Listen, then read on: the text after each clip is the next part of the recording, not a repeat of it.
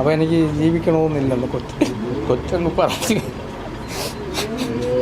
അത് ഞാൻ ചെയ്യുമെന്ന് ഞാൻ വിചാരിച്ചില്ല. നമ്മളെങ്ങനെ വളർത്തിയ കൊച്ചാണ്, അത്ര പാവപ്പെട്ടൊരു കൊച്ചാണ്. ഈ നാട് മൊത്തം അറിയാം ഈ നാട് മൊത്തം അറിയാം. ഒരു മറുപടി പോലും പറയില്ല. ഞാൻ ഇങ്ങനെ ദേഷ്യപ്പെട്ടാൽ പോലും പേടിക്കണ കൊച്ചാണ്.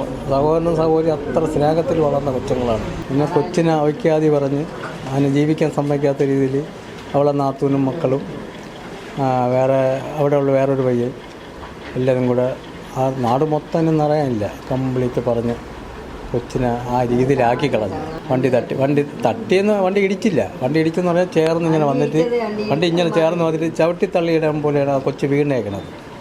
അത് വണ്ടി തമ്മിലിടിച്ചാൽ രണ്ടുപേരും മറിയും. അപ്പോൾ ചവിട്ടി തള്ളിയിടാൻ പോലെയാണ് മറിഞ്ഞേക്കണം. തിരുവനന്തപുരം വെഞ്ഞാറമൂട്ടിൽ ഒരു യുവതിയെ വീട്ടിൻ്റെ ടെറസിൽ തൂങ്ങി മരിച്ച നിലയിൽ കണ്ടെത്തിയിരിക്കുകയാണ്. വെഞ്ഞാറമൂട് മുക്കന്നൂർ സ്വദേശി 33 വയസ്സുകാരി പ്രവീണയാണ് വീടിൻ്റെ മുകളിലെ ടെറസിൽ തൂങ്ങി മരിച്ച നിലയിൽ കണ്ടെത്തിയത്. ഒരുപാട് അപവാദ പ്രചരണങ്ങൾ ചിലർ ഈ യുവതിക്കെതിരെ ഉന്നയിച്ചു. ഇതിൽ മനംനൊന്താണ് ആത്മഹത്യ എന്നാണ് കുടുംബം ആരോപിക്കുന്നത്. എന്തായാലും എന്താണ് സംഭവിച്ചതെന്നത് അടക്കമുള്ള കാര്യങ്ങൾ ഈ പ്രവീണയുടെ പിതാവ് നമ്മളോട് പ്രതികരിച്ചിരിക്കുകയാണ്. പിതാവിൻ്റെ പ്രതികരണത്തിലേക്ക് ശരിക്കും എന്തായിരുന്നു ഇത്തരത്തിലൊരു കാര്യത്തിലേക്ക് നയിച്ചത്? ശരിക്കും എന്താണെന്ന് കേട്ടാൽ പിന്നെ കൊച്ചിനെ അവയ്ക്കാതെ പറഞ്ഞ് അതിനെ ജീവിക്കാൻ സമ്മതിക്കാത്ത രീതിയിൽ അവളെ നാത്തൂനും മക്കളും അവിടെയുള്ള വേറൊരു പയ്യൻ എല്ലാവരും കൂടെ ആ നാട് മൊത്തം നിറയാനില്ല കംപ്ലീറ്റ് പറഞ്ഞ് കൊച്ചിനെ ആ രീതിയിലാക്കി കളഞ്ഞു. അപ്പോൾ ആരുടെ കറങ്ങാൻ പോയി, കാറിൽ പോയി, അവിടെ കണ്ട് ഇവിടെ കണ്ട് നമ്മൾ കേസ് കൊടുത്തതിന് ശേഷം അവർ കണ്ടില്ല, അങ്ങനെ കണ്ടതുപോലെ തോന്നിയതാണ് എന്നൊക്കെ പറഞ്ഞു തുടങ്ങി. അപ്പം അത് കഴിഞ്ഞിട്ട് കൊച്ചിനെ മെനിങ്ങാന്ന്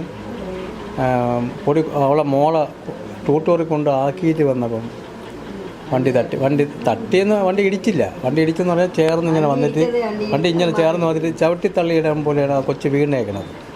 അത് വണ്ടി തമ്മിലിടിച്ചാൽ രണ്ടുപേരും മറിയും. അപ്പോൾ ചവിട്ടി തള്ളിയിടാൻ പോലെയാണ് മറിഞ്ഞേക്കണം. അപ്പോൾ അത് നമുക്ക് കൊച്ചി ചെയ്യാൻ കാരണം നാത്തൂൻ്റെ മക്കൾ വന്നു. അപ്പോൾ നമുക്ക് അതിൻ്റെ നീതി കിട്ടണം. കാര്യം ഇനി മേലാലും ഇങ്ങനെ ഒരു സ്ഥലത്തും ഉണ്ടാവരുത്. നമ്മൾ കേസ് കൊടുത്തിട്ടുണ്ട്. കേസ് ചാർജ് ചെയ്യാൻ വേണ്ടി കൊടുത്തിട്ടുണ്ട്. നമ്മൾ 2 ദിവസം മുമ്പേ വിളിച്ചപ്പോൾ കൊച്ചിന് പോകാൻ പറ്റില്ലായിരുന്നു. ബ്ലീഡിങ് ആയിട്ട് കൊച്ചു പറഞ്ഞ് 2 ദിവസം കഴിയട്ടെന്ന് പറഞ്ഞു. അപ്പോൾ തിങ്കളാഴ്ച പോകാതിരുന്ന പോകണം കൊച്ചി ഞായറാഴ്ച വണ്ടി തട്ടുന്നത്. അപ്പോൾ പിന്നെ കൊച്ചിന് പോകാൻ കഴിഞ്ഞില്ല. ഈ സൈഡ് മൊത്തവും പോയി. ഞാൻ ഓരഞ്ഞങ്ങ് പോയി. ഈ സൈഡ് പോയി, ഇതിൻ്റെ കാല് പോയി, മുട്ട് പോയി, എല്ലാം പോയി. പിന്നെ അതിന് ജീവിക്കണമെന്നില്ല. കാര്യം കംപ്ലീറ്റ് ഒരു നാട് മൊത്തത്തിൽ നിറഞ്ഞു. അപ്പോൾ ജീവിക്കണമെന്ന് ആഗ്രഹമില്ല. എന്നിട്ട് ഞാനും എൻ്റെ മോനും ഭർത്താവും അമ്മയും എല്ലാവരും നമുക്ക് സൈഡാണ്. മക്കളൊരു കാര്യം ചെയ്യും, നീ ധൈര്യമായിട്ട് നട. ഇന്നത്തുള്ള പെൺപിള്ളേർക്ക് ധൈര്യം വേണം. ആരെങ്കിലും എന്തെങ്കിലും പറഞ്ഞാൽ എൻ്റെ ഇഷ്ടമാണ്. എൻ്റെ ഭർത്താവും അമ്മയും അച്ഛനും സമ്മതമാണെങ്കിൽ എനിക്ക് എവിടെയും പോവാം. അപ്പോൾ നിങ്ങൾ ചോദിക്കണം ആരെന്നുള്ള രീതിയിൽ നീ പ്രതികരിക്കണം. നീ പ്രതികരിക്കാത്തതുകൊണ്ടാണ് അങ്ങനെ എൻ്റെ മോൻ വിളിച്ചിരുത്തി നല്ല കാര്യങ്ങളെല്ലാം പറയും. ഇന്നത്തെ കാലത്ത് പ്രതികരിച്ചാലേ നമുക്ക് പറ്റുള്ളൂ. ഒതുങ്ങി നടന്നാൽ ജീവിക്കാൻ പറ്റില്ല പെൺപിള്ളേർക്ക്. പഴയ കാലമല്ല. അപ്പോൾ ഇന്നൊരു ഇത് വന്നാൽ പെൺപിള്ളേർ അടി കൊടുത്തിട്ട് സ്റ്റേഷനിൽ പോയി കേസ് കൊടുക്കണം പെൺപിള്ളേർ ഇന്നുണ്ട് എന്നൊക്കെ എൻ്റെ മോൻ പറഞ്ഞു. മക്കളങ്ങനെ വീട്ടിൽ ഒതുങ്ങിയിരിക്കരുത്, നാടൊക്കെ ഇടൊന്നുമില്ല. അപ്പോൾ അച്ഛാ എങ്ങനെ ഇറങ്ങുക, നാട് മൊത്തത്തിൽ ആൺപിള്ളേർ പോലും എനിക്ക് സൈഡില്ല. അപ്പോൾ എനിക്ക് ജീവിക്കണമെന്നില്ലെന്ന് കൊച്ചങ്ങ് പറഞ്ഞു. അത് ഞാൻ ചെയ്യുമെന്ന് ഞാൻ വിചാരിച്ചില്ല. നമ്മളെങ്ങനെ വളർത്തിയ കൊച്ചാണ്, അത്ര പാവപ്പെട്ടൊരു കൊച്ചാണ്. ഈ നാട് മൊത്തം അറിയാം ഈ നാട് മൊത്തം അറിയാം. ഒരു മറുപടി പോലും പറയില്ല. ഞാൻ ഇങ്ങനെ ദേഷ്യപ്പെട്ടാൽ പോലും പേടിക്കണ കൊച്ചാണ്. സഹോദരനും സഹോദരി അത്ര സ്നേഹത്തിൽ വളർന്ന കൊച്ചുങ്ങളാണ്.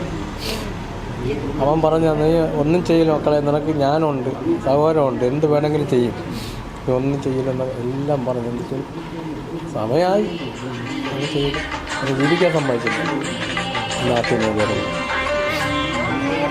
നേരത്തെ ഇത്തരത്തിലൊരു പരാതി കൊടുത്തിരുന്നു. പരാതി കൊടുത്ത് നാത്തൂൻ്റെയും മോൻ്റെയും പേര് വെച്ചില്ലായിരുന്നത്. അതിന് ശേഷമാണ് കൊടുത്തതിന് ശേഷമാണ് ബാക്കിയുള്ള കാര്യങ്ങൾ അറിയണത്.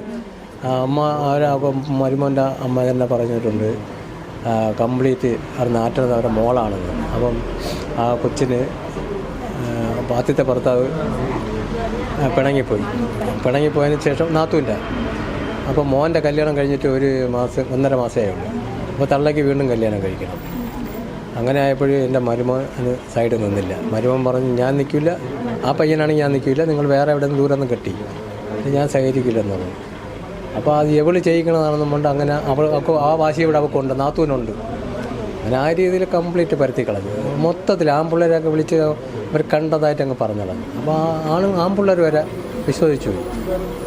അങ്ങനെ എൻ്റെ മരുമോനെ വിളിച്ചിട്ട് നിനക്ക് വിശ്വാസം ഉണ്ടാകുന്നതായിട്ട്, ഇല്ലെങ്കിൽ നീ ഇഞ്ഞ് വന്നിട്ട് ബന്ധം തീർത്തോ, നിൻ്റെ കൂടെ ജീവിച്ചിട്ട് വേറെ അടുത്തൻ്റെ പോകണമെന്ന് നിനക്കങ്ങനെ തോന്നുകയാണെങ്കിൽ നീ വന്ന് ബന്ധം തീർത്തോ, ഞാൻ എൻ്റെ കൊച്ചിനെ കൊണ്ട് ഞാൻ നോക്കിക്കോളാം എന്ന് പറഞ്ഞു. അപ്പോൾ ഒരു കുറവും വരില്ലെന്നാണ്. അത് എനിക്കങ്ങനെ ഇല്ല, എനിക്ക് വിശ്വാസമുണ്ട് അവളെ, എനിക്ക് പണ്ടേ വിശ്വാസമാണ്. പിന്നെ ആൾക്കാരെല്ലാം പറഞ്ഞുകൊണ്ട് ഞാൻ അങ്ങനെ ചോദിച്ചതാണ്. അല്ല, എനിക്കിപ്പോഴും അവളെ വിശ്വാസമാണെന്ന് പറയും. അവനാണ് അവിടെ ഇരുന്ന് കരയണത്. അപ്പോൾ മരുമൊന്നര രാത്രി 10:30 വന്ന് ആ കൊച്ചു മരിക്കാൻ കാരണം ഇവരാണ്, അല്ല വേറെ, അല്ലെങ്കിൽ അത് മരിക്കില്ല. അത് നല്ല പൂർണ്ണമായിട്ടും അറിയാം. നാത്തൂൻ്റെ മക്കളും കൂടെ കംപ്ലീറ്റ് പ്രചരിപ്പിച്ച്, പിന്നെ അറിയാവുന്ന ആളില്ല. എന്നിട്ട് അവർക്ക് വിരോധമുള്ള ആളിൻ്റെ പേരും കൂടെ പറഞ്ഞില്ലെങ്കിൽ കയറ്റും. അപ്പോൾ അങ്ങനെയൊക്കെ വന്നപ്പോഴത് മൊത്തത്തിൽ നാറി. കൊച്ചിന് വെളിയിൽ ഇറങ്ങേണ്ട പറ്റൂല ആ രീതിയിൽ. കൊച്ചു ചിന്തിച്ചിരുന്നിട്ട് ഞങ്ങൾ കൂടെ നിന്ന് എല്ലാം പറഞ്ഞു അവൾ ചെയ്യുമെന്ന്. ഒരു പെങ്കൊച്ചുണ്ട്, 12 വയസ്സായൊരു പെങ്കൊച്ചുണ്ട്. അത് ചെയ്യുമെന്ന് ഞാൻ പ്രതീക്ഷിച്ചില്ല. അവർക്ക് ഇപ്പോൾ അവരെ പേരിന് ഇപ്പോൾ നമ്മൾ കൊടുക്കാൻ പോകും, ചാർജ് ചെയ്യാൻ വേണ്ടി ഇപ്പോൾ കൊടുക്കാൻ പോവുകയാണ്. ഈ നാത്തൂൻ്റെ മക്കളെയും പേര് മറ്റേ 2 പേരുടെ പേരിന് കൊടുത്തിട്ടുണ്ട്. ഒരു ബന്ധുവിൻ്റെയും ഈ പയ്യെ ഇവരെ കാറിൽ കൂടെ ഒരിക്കൽ കല്യാണത്തിന് എല്ലാവരും കൂടെ പോയി, നാത്തൂനും മക്കളും എൻ്റെ മോളെ കൊച്ചും എല്ലാവരും കൂടെ കല്യാണത്തിന് പോയിട്ട് വന്നപ്പോൾ ഒരു പയ്യൻ, ചേച്ചിയെ കാണാൻ നല്ല ക്ലാമർ, കാണാൻ നല്ലതാണ്, നല്ല സുന്ദരിയല്ലേ, ഒരു ഫോട്ടോ ഇങ്ങോട്ട് അയച്ചു തന്നു. അവളെന്തോ പറഞ്ഞിട്ട് പറഞ്ഞു, എന്താടാ നീ പറയണമെന്ന് കേട്ടിട്ട് അവളത് ക്ലോസ് ചെയ്തത്. അപ്പോൾ വിറ്റെന്ന് പറഞ്ഞാൽ ഇതും കൂടെ ക്ലോസ് ചെയ്യാത്തതുകൊണ്ട് അവൾ അതും ക്ലോസ് ചെയ്തു. അതിനുശേഷം അവനും ബൈറ്റായിക്കോട്ടെ. ആ ചെറുക്കൻ കോവിലത്തിൻ്റെ അവിടെ കണ്ടു ഞാൻ ഈ പിള്ളേരെ സ്വാധീനിച്ചിട്ട് ഇതെല്ലാം പറഞ്ഞ് കേൾപ്പിക്കണത്. അപ്പോൾ ആ പിള്ളേരും അങ്ങ് പറഞ്ഞുകൊണ്ട് നടക്കും. അപ്പോൾ അവൻ്റെ പേരെ കൊടുത്തിട്ടുണ്ടോ? അത് അയൽവാസി, അവർ ബന്ധുവില്ല, പിന്നെ ഒരു ബന്ധുവും കൂടെ ഉണ്ട്, അതും കൊടുത്തിട്ടുണ്ട്. അയൽവാസി എന്നൊരു 3 വീട്ടിൻ്റെ ഇപ്പുറമുള്ളൊരു പയ്യനാണ്.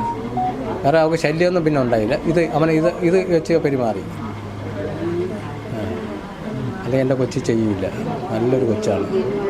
ഇതേപോലെ കൊച്ചി നാട്ടിൽ അതാണ് ആളുകൾ ഇത്രയും പറയണം, ഈ കൊച്ചു എങ്ങനെ ചെയ്യാം. അവിടെ ഉള്ള ആൾക്കും അറിയാം, അവിടെ ഉള്ളവരും പറയണം ഈ കൊച്ചെങ്ങനെ ചെയ്തത്, ഇനി ചെയ്യാൻ കാരണം എന്തെന്ന്.